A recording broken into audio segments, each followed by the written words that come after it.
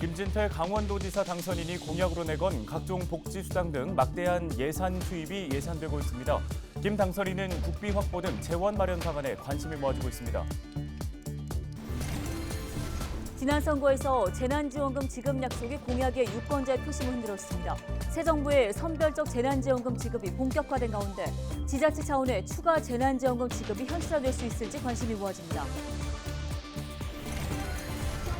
저출생과 고령화 문제로 전국적으로 인구 감소세가 이어질 것으로 전망되고 있는 가운데 지자체들이 노인 문제 해결을 위해 고령 친화도시 조성에 박차를 가하고 있습니다. 10여 년 동안 지지부진했던 동해 망상 골프장 조성 사업이 탄력을 받기도 했습니다. 관련 소식 전해드립니다.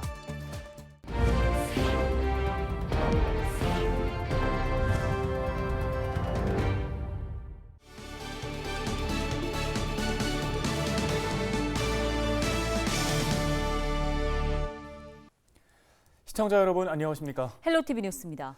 김진태 강원도지사 당선인이 지난 선거운동 기간에 현금 지급성 공약을 대거 내놓은 바 있습니다. 저 같은 경우에는 임신과 출산 관련한 내용이 좀 기억에 남는데요. 네.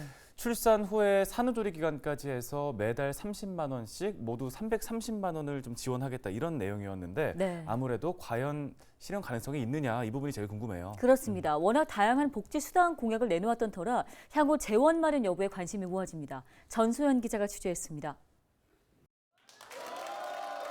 새롭게 출범하는 민선 8기 강원도정을 앞두고 주요 공약에 대한 이행 방안에 관심이 쏠립니다. 김진태 도지사 당선인은 후보 시절 영농자재 구입비 지원을 비롯해 65세 이상 노인에 대한 연간 60만 원가량의 바우처 지급, 임산부 예비 엄마 수당 신설을 약속한 바 있습니다. 모두 현금 지급성 공약인데 향후 재원 마련이 관건입니다. 구체적으로 살펴보면 인당 330만 원씩 지급하는 예비 엄마 수당 신설에는 지난 도내 출생아 기준으로 연간 244억 원이 필요합니다. 만 65세 이상 도민 33만 명에게 연간 60만 원의 바우처를 지급하는 100세 바우처 공약도 2천억 원이 넘는 사업비가 예상됩니다. 후보 시절 김 당선인은 공약 이행 방안에 대해 국비 확보를 대안으로 내세운 바 있습니다.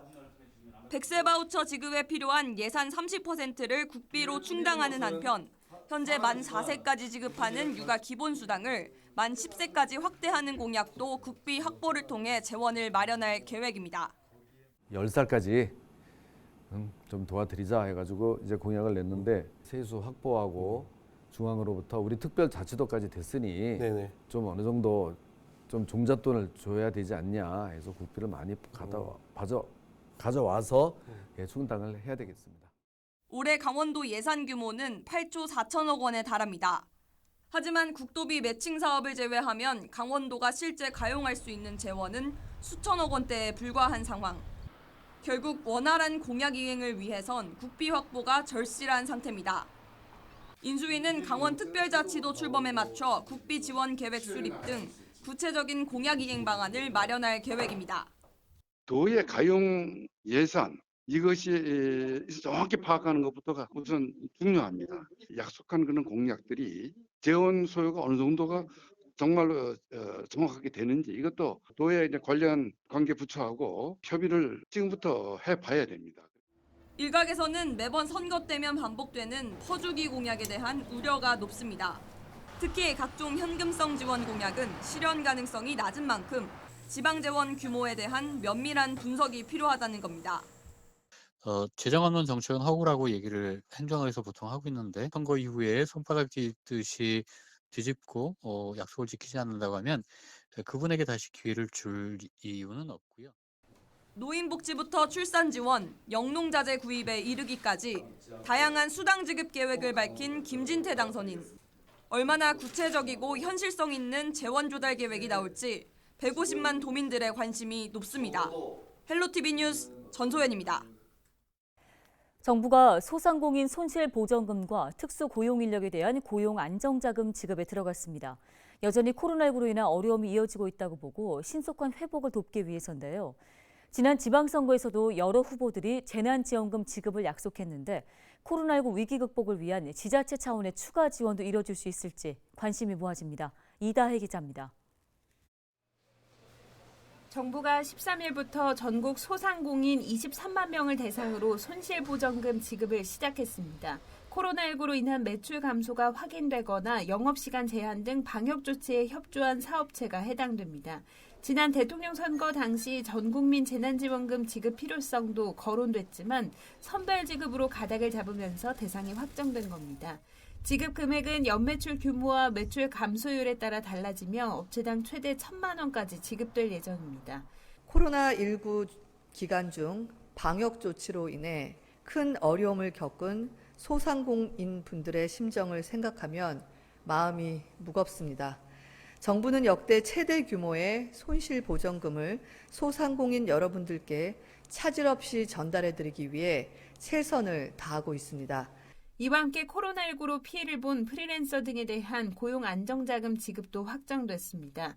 이번에 지급되는 긴급 고용안정지원금은 방과 후 강사, 보험설계사, 대리운전 기사 등 특수 형태의 근로종사자 등 20개 업종 70만 명에게 200만 원씩 지원됩니다. 정부의 이른바 제6차 재난지원금 지급이 본격화된 가운데 지자체 차원의 추가 지원 여부도 관심입니다. 특히 지난 지방선거에서 코로나19 위기 극복을 위한 재난지원금 지급을 약속한 후보들이 당선되자 약속 실현에 기대가 모아지고 있기 때문입니다. 지금 예산이 다 짜여졌잖아요. 올해 예산안이. 그래서 그런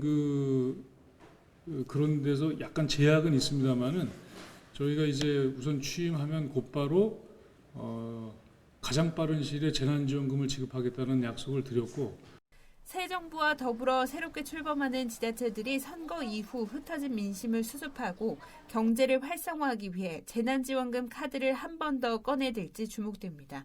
헬로티비 뉴스 이다혜입니다. 통계청이 저출산, 고령화 문제로 내년부터는 세종시를 제외한 모든 시도의 인구가 감소할 거라는 전망을 내놨습니다. 전체 인구에서 노인이 차지하는 비중도 더 늘 것으로 예상되는데요. 지자체들은 노인 문제 해법으로 고령 친화 도시를 내놓고 있습니다. 김영민 기자의 보도입니다. 지난 2006년부터 세계보건기구인 WHO가 고령 친화 도시 인증 사업을 추진했습니다. 나이가 들어도 생활하는 데 불편하지 않은 도시를 조성하겠다는 겁니다. 경남 김해시도 지난해부터 고령 친화 도시 인증을 받기 위해 나섰습니다. 유엔에서 제시한 고령 사회는 65세 이상 인구가 14% 이상인 곳을 말하는데 올해 김해시 노인 인구가 12%를 넘어섰습니다. 젊은 도시로 불렸던 김해의 고령화 문제가 현실로 다가온 겁니다.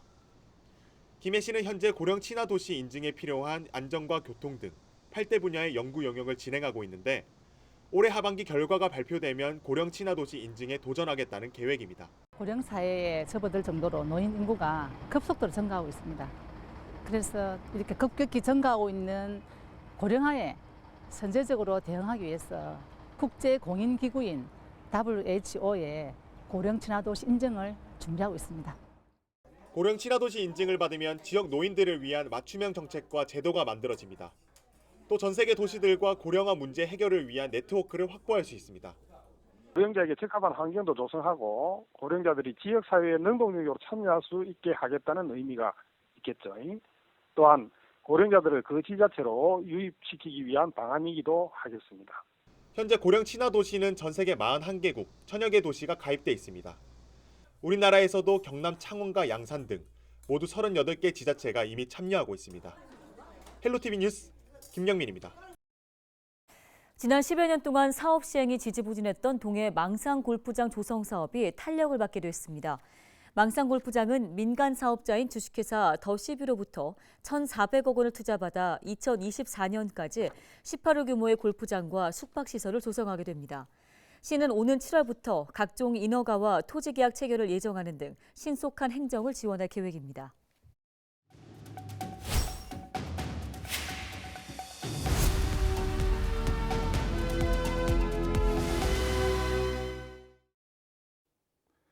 운탕고도는 석탄을 나르는 높은 길이라는 뜻이 원래의 의미입니다. 광맥을 처음 발견한 산 정상부에서 채광된 석탄을 가까운 기차역까지 운송하기 위해 만들어진 길인데요. 이후에 삭도가 생기고 평지와 가까운 곳에 불진을 하게 되기까지 당시에는 재무씨라고 불리우는 트럭들이 일제히 줄지어 다니던 경사가 완만한 널찍한 길이었습니다. 지금은 그 남겨진 고원의 길을 걸어본 사람들이 구름이 양탄자처럼 펼쳐 있는 고원의 길, 또 구름이 이루어진 여우를 건너는 높은 길이라는 뜻으로도 더 많이 알려져 있기도 합니다. 우리 강원도에서 만든 공식 명칭은 운탄고도 1330인데요. 그 내용은 영월, 정선, 태백, 삼척을 아우르는 폐광지역 걷는 길입니다. 총 길이는 173km, 440리이고 영월 청룡포에서 시작하여 삼척 소망의 탑까지 이어집니다. 최고 높이는 정선 만항제의 1330m이고 많은 구간이 1000m 이상 정도이지만 대부분의 구간이 가파른 곳이 거의 없고 평평하고 넓어서 남녀노소 누구라도 산책하듯 편안하게 걸을 수 있습니다. 운탄고도의 대표적인 특징은 세 가지를 꼽을 수 있는데요. 먼저 운탄고도는 구불구불하지만 되돌아오지 않고 고원에서 동해로 빠져나가는 비순환적 길입니다. 길의 상당 부분이 1000m 이상의 고원이라는 점이 두 번째고요. 마지막으로는 대부분의 길이 또한 도시 외곽의 산책로처럼 고르고 넓다라는 점입니다. 그 중에서 오늘은 가장 높은 곳과 가장 낮은 곳을 소개해 드리겠습니다. 전체 길 중에서 가장 높은 곳은 해발고도 1330m의 한백산 만항제입니다. 봄과 여름에 다채로운 야생화, 여름에도 더위를 느낄 수 없을 정도로 선선한 공기, 단풍의 터널과 순백의 설경이 파노라마처럼 펼쳐지는 곳입니다. 소박하지만 곳곳에 군락지에 있는 꽃들을 자기도 모르게 꺾게 된다는 꽃꺾기제도 이곳에 있습니다. 높고 아득해 보여도 주름같이 연결된 산과 산을 덮고 있는 구름을 내려다볼 때는 장쾌한 풍경이 아주 압권입니다. 가장 낮은 곳은 소망의 탑입니다.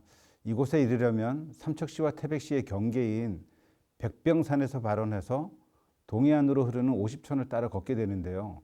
재미있게도 오십천은 구불구불해서 상류에서 하류로 가려면 물을 50번 정도 건너야 된다는 데서 얻게 된 명칭입니다. 그 구불구불한 물길을 따라 다리를 건너고 또 바다에 다다르게 되면 세상의 모든 것을 다 담은 듯한 가장 낮은 곳으로 흐르는 물을 따라 걸을 수 있습니다. 운탄고도 1330은 오로지 걷는 길만을 목적으로 합니다. 그런 이유로 자연 그대로의 길에 안전설비와 안내판 등을 배치하는 등의 최소한의 정비만을 순차적으로 마친 뒤에 개통할 계획이 있습니다. 운탄고도의 정식 개통은 올 9월입니다. 개통의 즈음에서 폐광지역 4개 지역을 통과하는 구간마다 트레킹 행사 등을 통해서 지역 상권과 연계한 관광객 소비 촉진 프로모션을 적극적으로 진행할 계획입니다.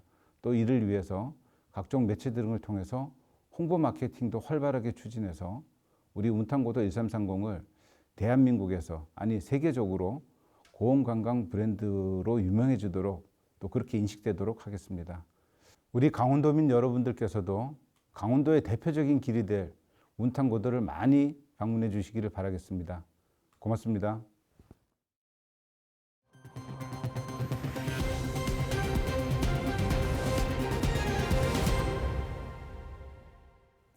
화물연대 총파업으로 인한 물류 대란을 겪고 있는 가운데 강원경제인연합회가 협상을 통한 문제 해결을 촉구하고 나섰습니다. 강원경제인연합회는 성명을 통해 이번 사태로 강원도 지역의 시멘트 업종이 생산과 출하에 문제까지 봉착하고 있다고 토로했습니다. 연합회는 화물연대 총파업을 즉각 중지하고 어렵더라도 협상의 테이블에서 문제를 해소해 줄 것을 요구했습니다. 양양국제공항을 모기지로 하는 플라이강원이 베트남 당국으로부터 운항 증명을 취득하면서 오는 9월 2일에 첫 운항을 개시합니다. 이에 따라 베트남 하노이와 호찌민 등 주요 도시를 주 3, 4회 취항할 것으로 보이는데요. 또 베트남 노선에는 신규로 도입되는 중대형기가 투입되면서 여객과 화물을 운송하게 됩니다.